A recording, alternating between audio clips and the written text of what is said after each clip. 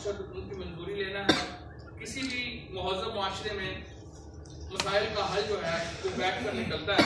हमारा कोई भी इशू हो तो ये जनरल पार्टी एक बड़ा हाउस है, इसमें जो है उसका फैसला आप लोगों ने करना है अल्लाह के हुक्म से।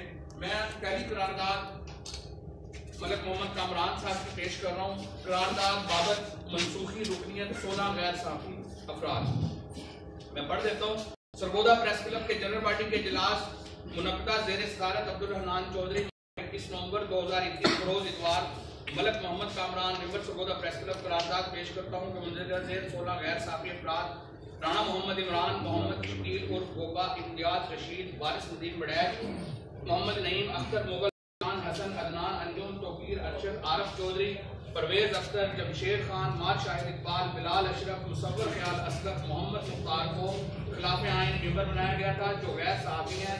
इनकी मेंबरशिप मंसूख करने की मंजूरी दी जाए। कबल अज़ीं मैं और दीगर अरकान क्लब इन अरकान की रुकनीत मंसूबी के हवाले से सदर जनरल सेक्रेटरी मजलिस आमला गुरु भी तहरीरी दरख्वास्त पेश कर चुके हैं जिस पर मनसूखी रुकनीत का फैसला सादर हुआ था। हाउस इन अफराद की रुकनीत मनसूखी की करारदाद मंजूर करे और आइंदा इंतखाबात में क्लब में इनके वोट का हक न दिया जाए। मंजूर है,